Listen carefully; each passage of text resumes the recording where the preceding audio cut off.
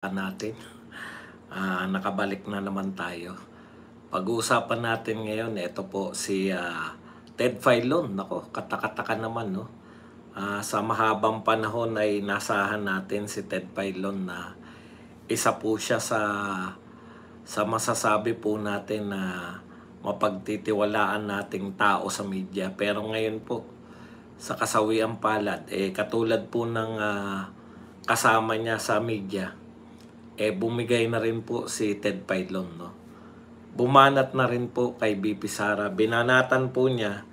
Ito po, kaya talagang nagtataka ako kay Ted Filon. Teka muna. 'Di ba ano yan? TV5 yan. Hindi ba siya kumukontra sa kanyang amo? Mga amo niya, mga oligarko, 'di ba? Ngayon po, napatunayan natin na talagang yung amo ay mas makapangyarihan kaysa sa tinatawag nating prinsipyo. Pag-usapan din po natin, naka-strike 3 na po. Yan, kayo po ang nagbalita sa akin ito, ha. Yun pong lumantad na witness, bayarang witness ni Risa Hontiveros ay sabi po ni Yes You, no? Ano tawag doon? Ito po ay nakaka-strike 3 na po, sabi po ni Atty. Topacio. Pangatlo na po to sa mga witness na di umano ay ginagamit ni Risa Hontiveros para po laban, no? Laban po sa mga Duterte. Tama, no? Kasi kumbaga nakasanayan na po ni Risa Hontiveros sa paggamit ng mga false witnesses. Tanim witness, no? Si alias Rene. Bagamat marami na po sa inyo nakapanood nung sinabi ni Rene, pero syempre nagsalita na rin si Hontiveros ngayon na panay kasinungalingan. Kasinungalingan, witness mo yan, di ba? Pag-uusapan po natin yan.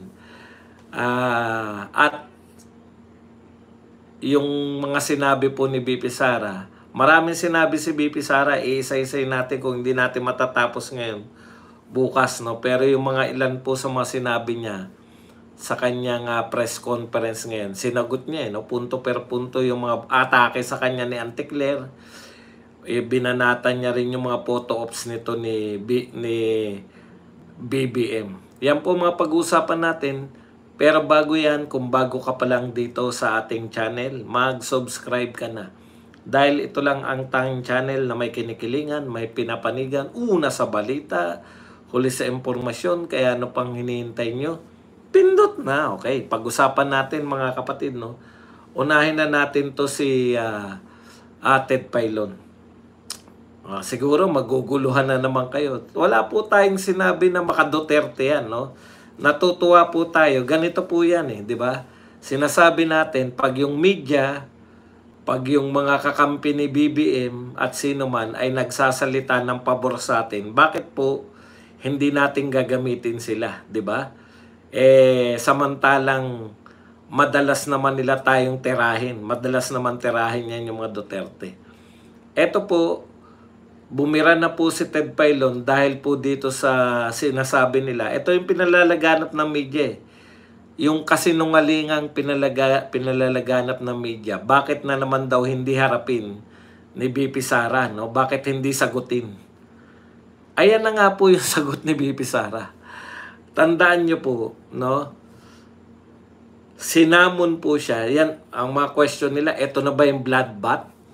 Na, bakit pinadidismiss? Ang tanong, bakit po hindi pwedeng ipadismiss?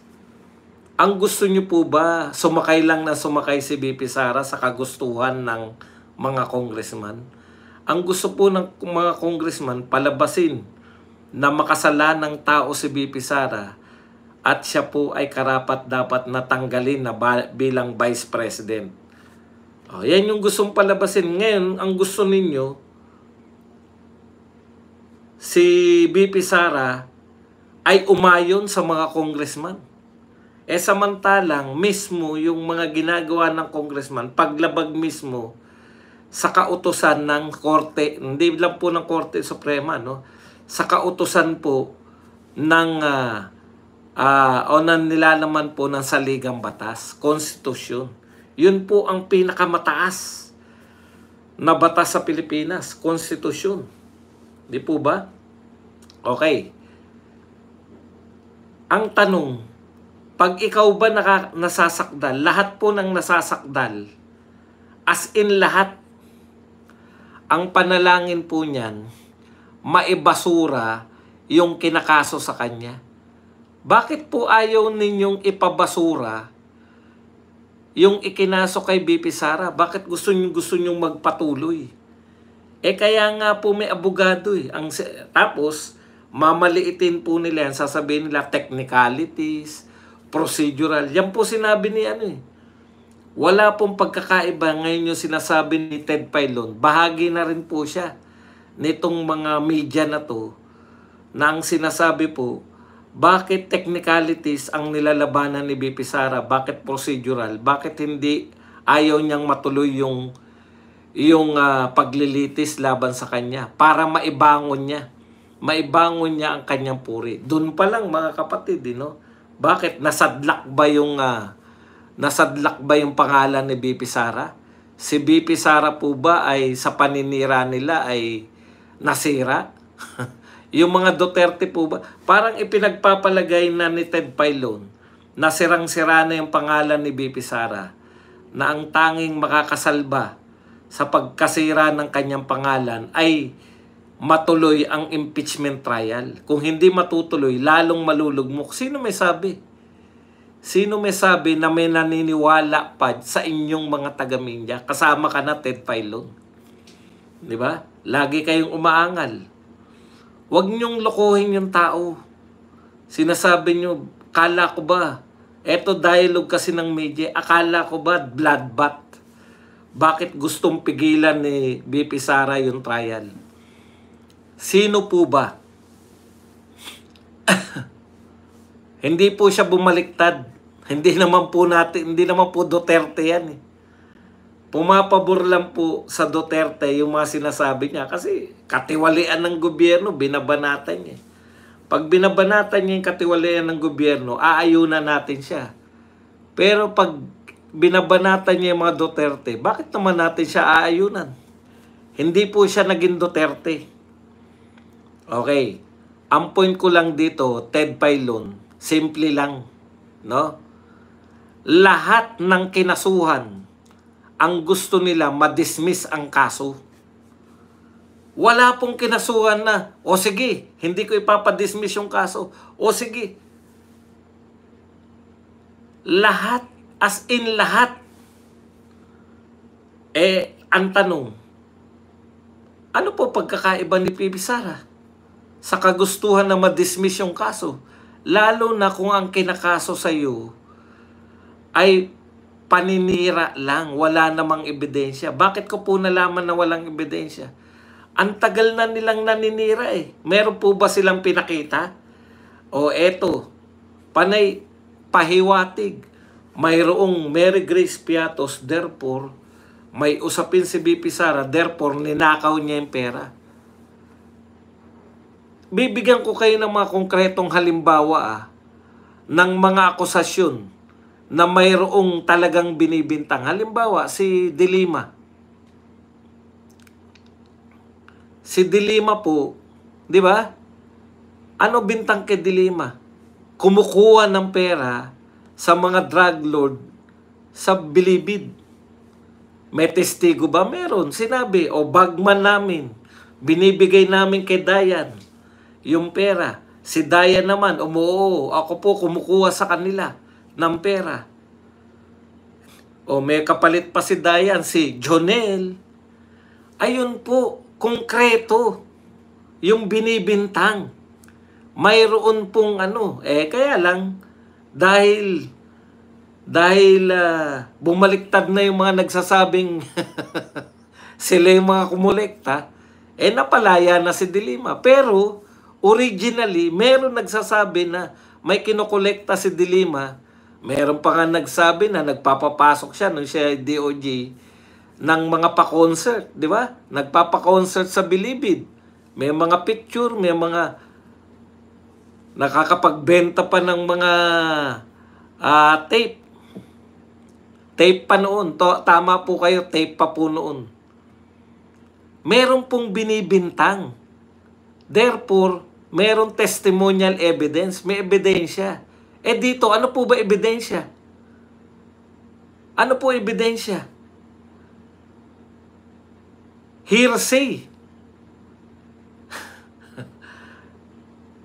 Alimbawa po, yung Mary Grace Piatos, paano po ba dapat may ebidensya dyan? May ebidensya po kung kay Mary Grace Piatos, kung lumantad si Mary Grace Piatos. Ako po yung pumirmang Mary Grace Piatos. Binayaran po ako ng 1 milyon. Pero ang pinirmahan ko po, 5 milyon. Binigay ko po, sila na po yung, ang binigay lang po sa akin 1 milyon. Yan. Yan po, may ebidensya ka na ninakaw yung para kay Mary Grace Piatos. Kasi lumantad yung pumirma eh. May lumantad po bang pumirma? Alam niyo yung ibig ko sabihin? Asan yung ebidensya niyo? Na talagang ninakaw ni BP Sara yan.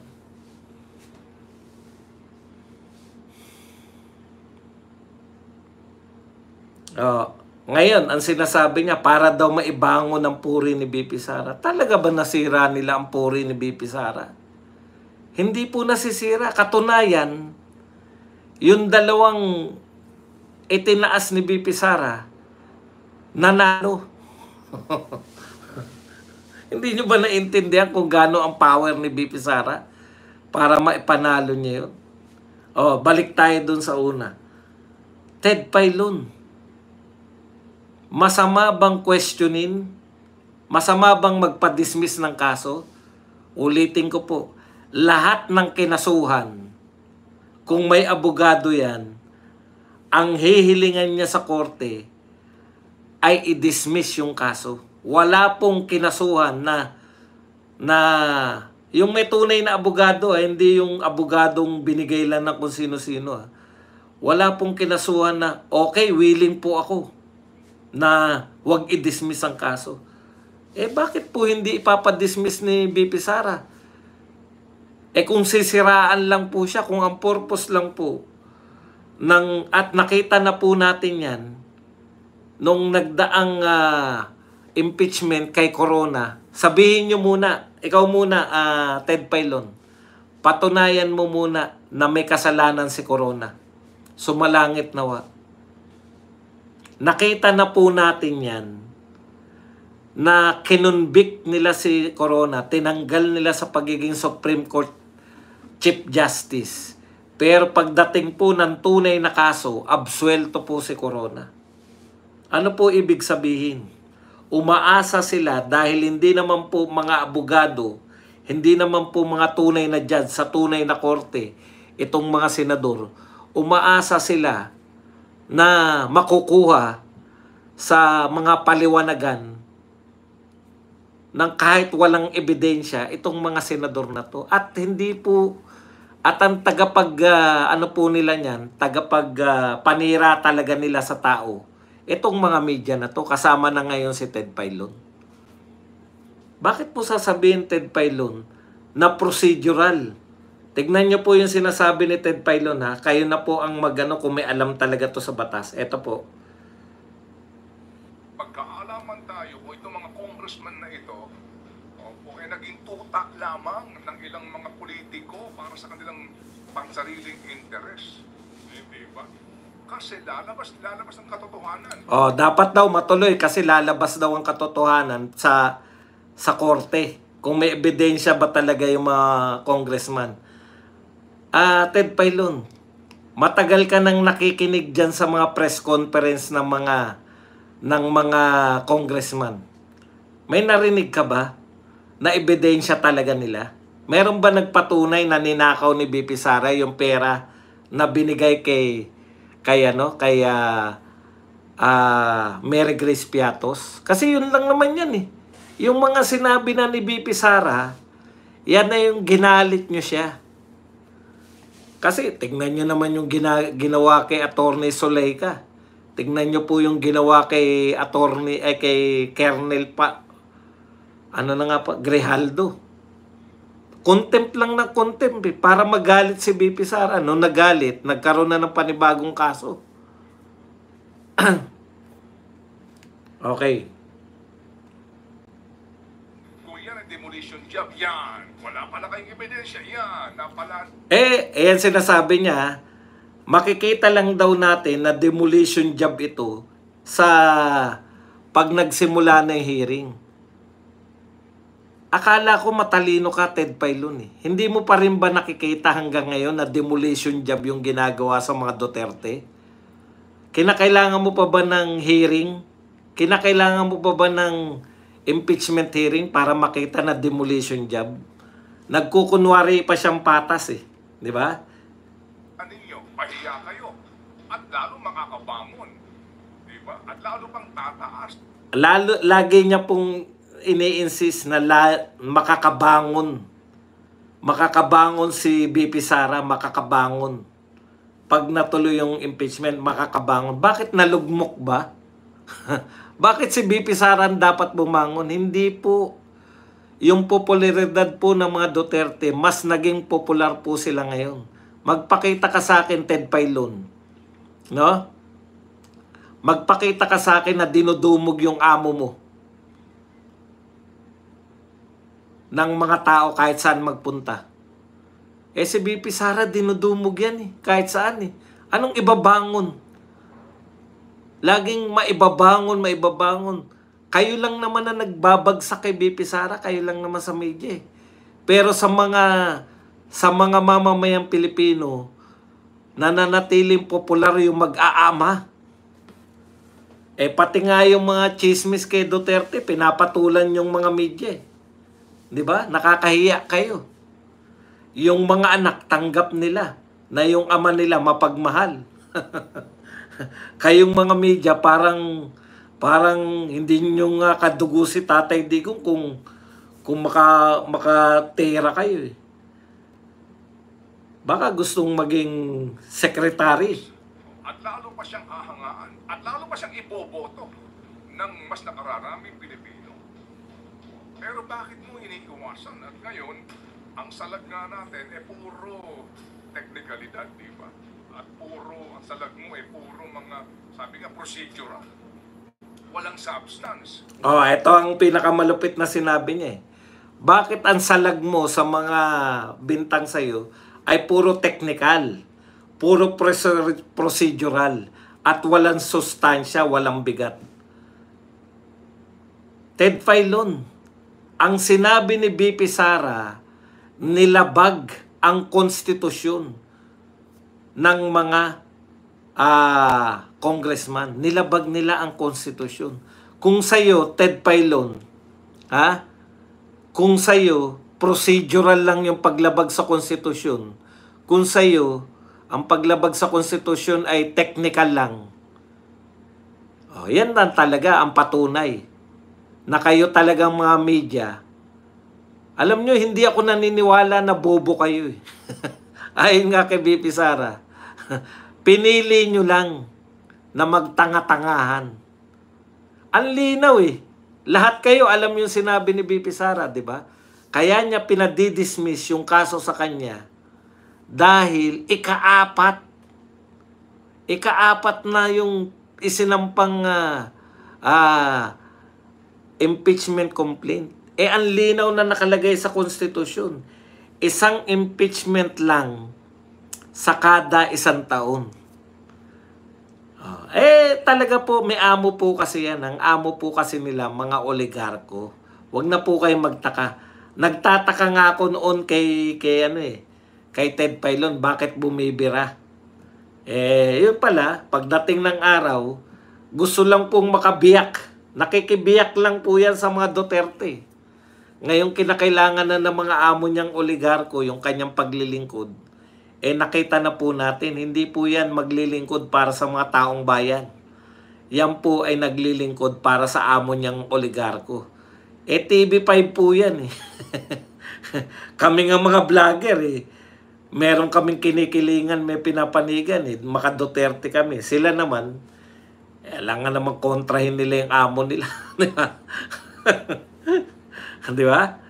amo niya oligarko numero uno punta na po tayo rito. Nako, ito po si Yes Yesyo. Alam niyo po si Yes Yesyo. Nabalitaan niyo na siguro, no? Merong witness na ginamit sabihin na natin ginamit kasi pinatawag nila yan Naalala niyo yan. Ang pagkakatanda ko lang dito sa alias, ano na nga tong witness na lumantad labang kay Rayson Tiveros.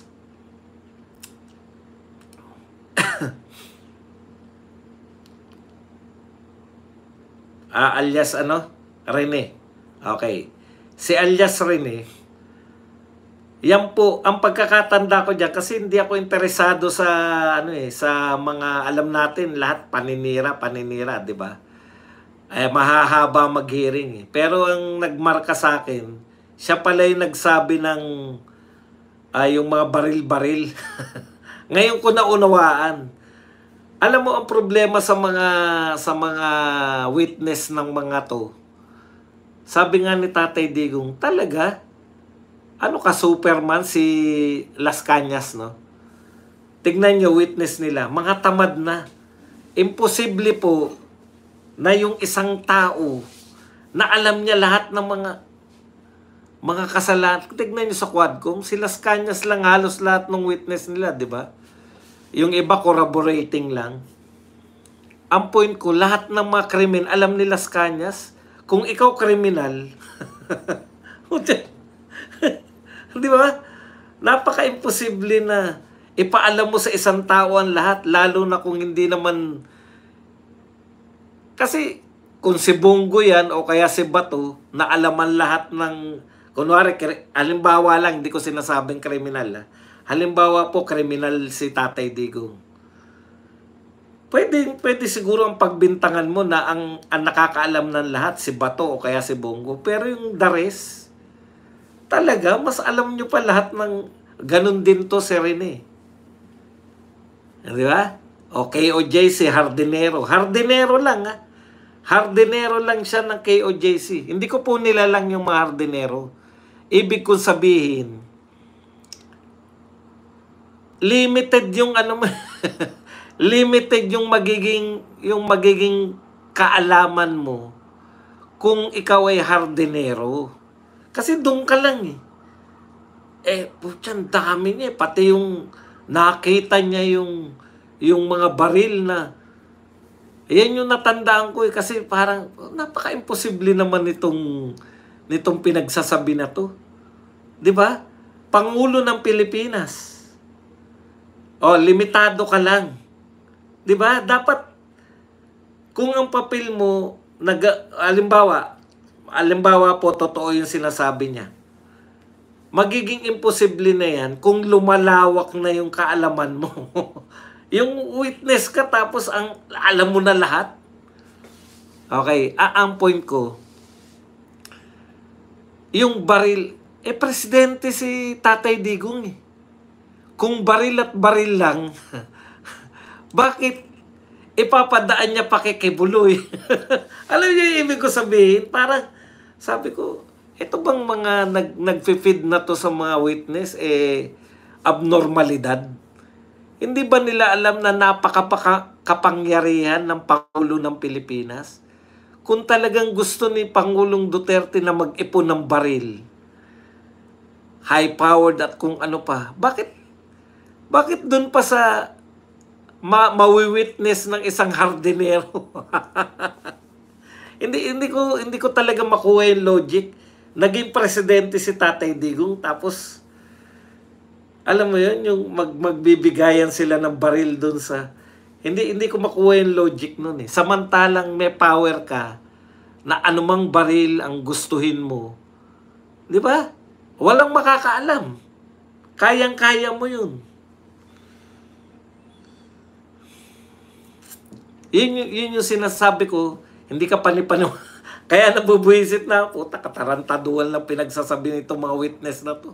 Alam mo na nanggagago na Nga lang, maganda rito, una, lumantad, di ba? Sinabi niya, hindi totoo, marami siyang pinabulaanan. Pati nga yung, nagkaroon tayo ng ideya ngayon, ayon sa kanya, Na bakit niya sinasabi, na bakit niya idinadamay, pilit, sila Duterte, sila Bato, tsaka si Bongo.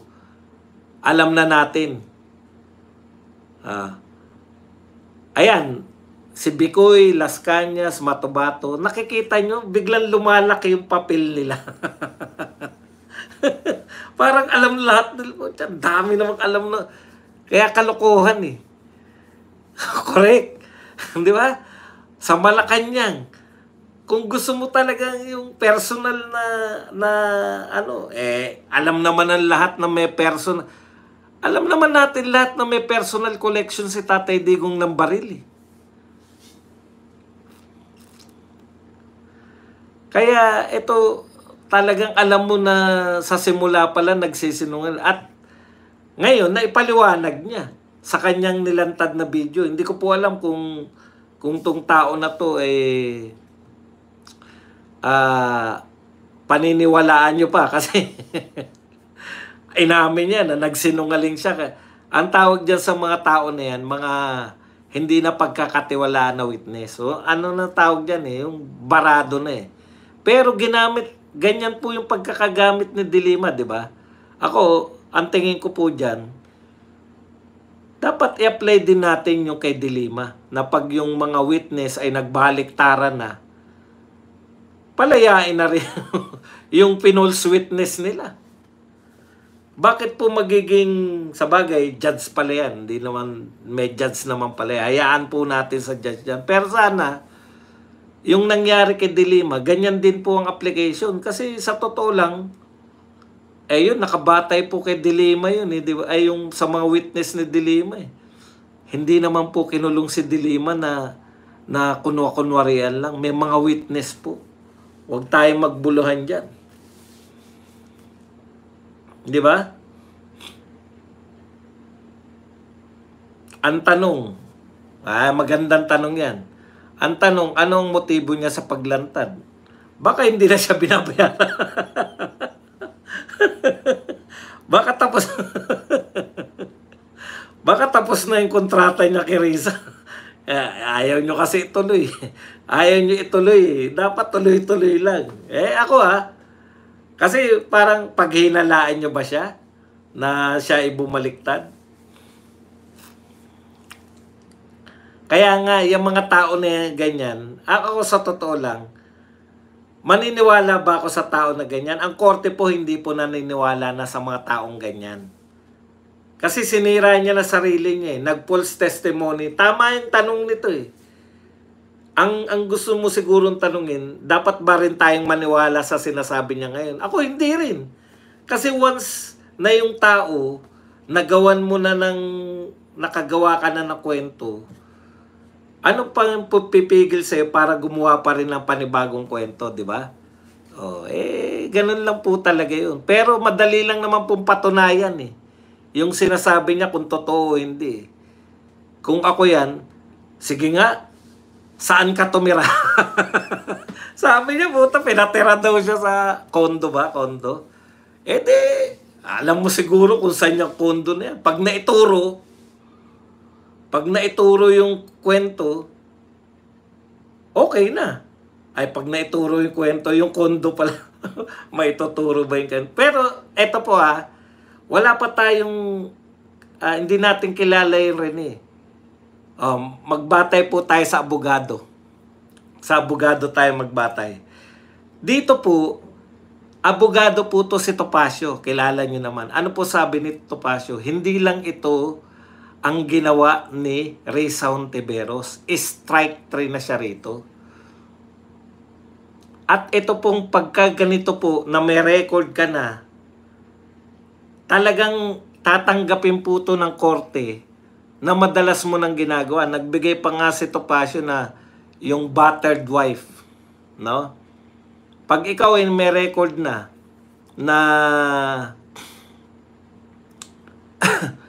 pag ikaw ay anong tawag doon? Pag ikaw ay may record na nambubugbog ng asawa, tapos pwedeng blinater mo asawa mo, binugbog ka minsan. Tapos napulis na kayo, nagpulis. May pattern ka na binubugbog ka ng asawa mo. Hindi po pwedeng sabihin ng asawa mo na bugbog sarado ka na naman.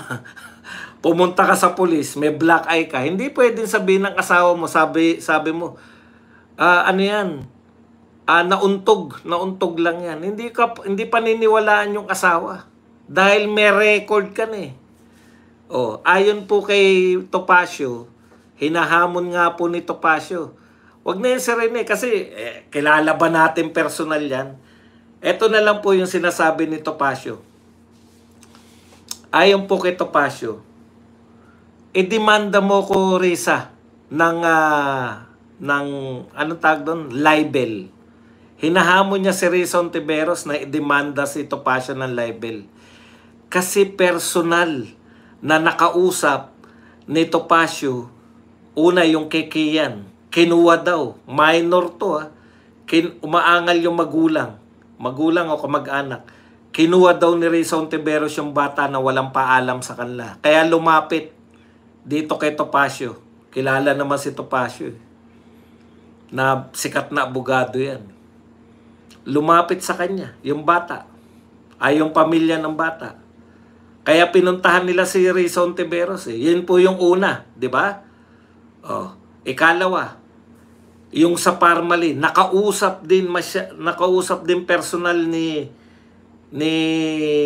Attorney Topacio. Binigyan ng motorbike. Nakausap niya personal. Kaya nga hinahamon niya sa Risa Strike 3 ka na, Risa. O sabihin mo, ilibel mo siya. Ilibel mo si Topacio nang maiharap niya yung mga witness niya. Kasi walang karapatan si Topacio nang maiharap yung mga witness magandang hamon yan, Risa Ontiveros Malilinis mo yung pangalan mo. Hindi yung tokes-tokes lang. Kasi pangatlo mo na to sabi ni Topacio Kung pangatlo mo na yan, at sasabihin mo na sinisiraan ka, sampahan mo na reklamong libel.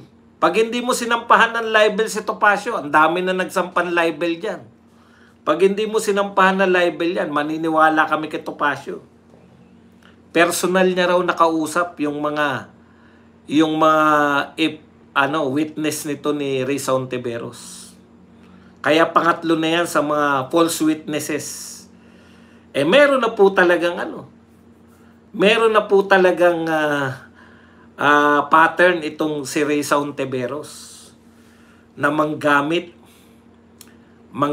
ng mga witnesses para sa kanyang sarili.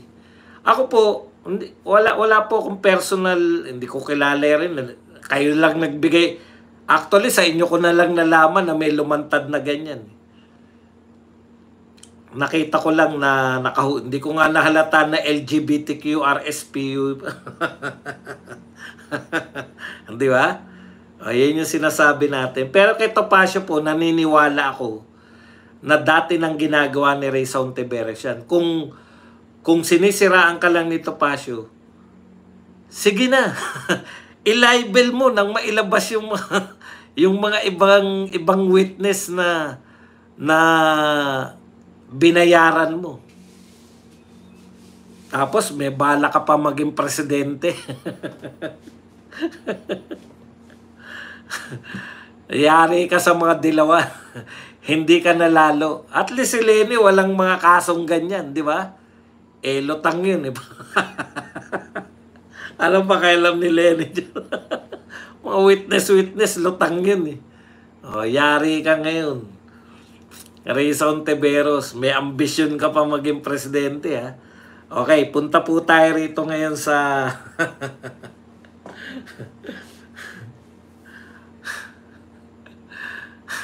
tapos sasabihin mo ngayon na nagsisinungaling yung witness mo. Ano yan? Lahat ng witness mo nagsisinungaling, ikaw lang ang tapat. Strike 3 ka na nga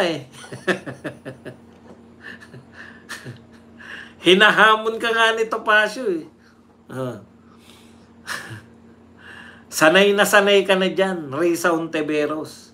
Ayon kay Topacio. Hindi kay Bato. Ayon kay Topacio. ang anumang akusasyon, ebidensya ba? Kung sa likod ni BP Sara, suporta ng taong bayan, kung may paglabag, may sagot dyan si BP Sara at ay abogado at mga kakampi niya, puro mga abogado, isip-isip.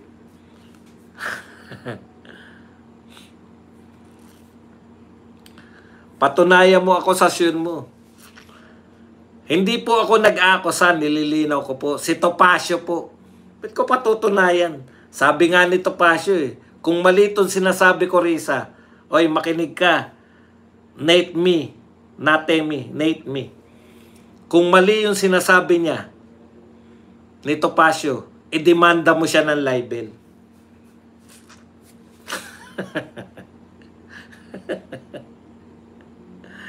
Patunayan mo akusasyon mo.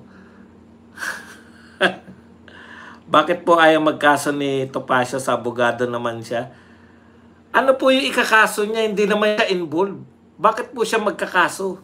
Ang sinasabi niya, kapanipaniwala yung kung strike 3 na to, may pattern si Risa Hontiveros. Bakit siya tandaan niyo po, ang mga meron. Ito. Kasi ito, bigla maganda yung sinabi niya. Bakit hindi yung kasuhan ni Topacio? Bakit daw hindi kasuhan ni Topacio si Risa Hontiveros? Ang mga meron po, walang karapatang magkaso. Alam niyo po ba yun? Ano ikakaso niya? Meron lang siya. Pero si Risa Hontiveros, pwede niyang kasuhan si Topacio, paninirang puri. Yun po yun. Kasi sinisiraan si Risa Hontiveros Kaya nga hinahamon niya Ngayon, pag kinasuhan siya, ilalabas niya itong mga testigo na to. Ilalabas niya, siguro may mga video siya. Nakausap niya yung mga testigo. Yun po yun. Hindi po uubra yung hindi po uubra na kakasuhan.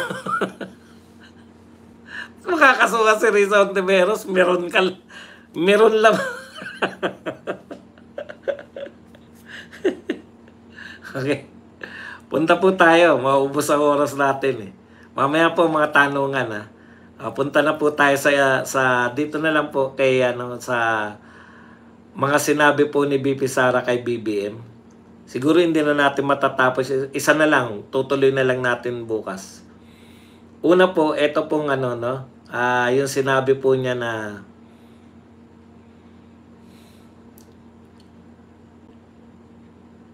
ito, sabi po ni BP Sara, hindi po trabaho ni BBM ang magpa-photo ops. Hindi trabaho ng presidente ang magpa-photo op sa nahuli na drugs. Alam niyo po, alam naman natin, ako, dyan pa rin, Kanina tinalakay na namin sa Birada Aguilen. Pero, i-reiterate ko lang. Alam niyo po, nakakahiya. Nakakahiya po na, paano nangyayari yun na ang daming instance at pahabol ang daming instance na walang tao, biglang lumulutang yung mga droga, tone-tonelada. Tapos ipagmamalaki ngayon na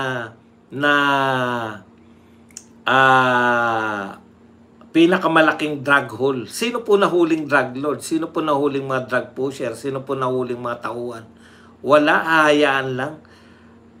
Yun yung problema pag wala ka ng tiwala sa mga sinasabi ng nasa gobyerno. 'Di ba? Parang kahit na anong sabihin nila na ito na pinakamalaking drug haul, may duda ka kahit yan siguro yung na-establish mo na hindi nakapanipaniwala yung sa dami po ng sinabi na kabaliktaran. Iba na po yung iniisip natin Alam nyo, ako nga, tignan nyo, pag lumabas po yan na ipagmalaki po yan sa SONA, alam nyo na, di ba? Wala po. Bloodless drug war on drugs. Kalat na kalat, alam naman po, ang nakakatakot po dyan, paano yung mga hindi nasabat? Parang ang dali-dali pong magpasok ng droga sa Pilipinas ngayon. Kabaliktaran po eh. 'Di ba? Kabaliktaran po. Sabi ko nga kanina sa birada, naalala ko yung may magnetic anong tawag doon? Magnetic lifter ba? Na sinasabing di umano ay nilagyan ng droga pero walang nahuli. 'Di ba? Malaking issue yun nung panahon ni Duterte kasi ang hirap magpasok ng droga ng panahon ni Duterte. Bakit po ngayon parang ang bilis-bilis? Tuni-tunilada pa. Walang tao. Ano yan? Lumalangoy. Lumalangoy yung mga droga at hulihin nyo kami.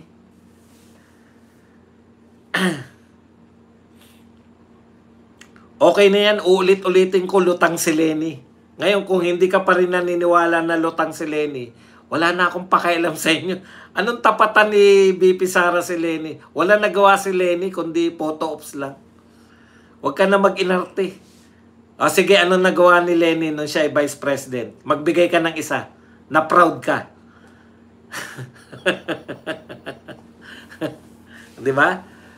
Ayan po, sa tingin ko, para may ma-report pong maganda sa SONA. Yeah? O pinakamalaking drug hole. Kaya may mga photo ops na ganyan. Sabi nga ni BP Sara, hindi mo trabaho yan. Ang trabaho mo, tumulong sa mahihirap. Ang trabaho mo, maramdaman ng gobyerno, ng mahihirap, ang gobyerno. Gumawa ng mga proyekto na nakikita, nararamdaman, naaamoy. Yung nagsasabing hindi lutang si Lenny, sige magsabi kayo ano nagawa ni Lenny. Wala kayong masabi, di ba? Parang si BBM lang yan eh. Trabaho ng trabaho ang presidente, kayo atake na atake. Sige nga, ano may pagmamalaki niyo nagawa ni BBM tsaka ni Lenny.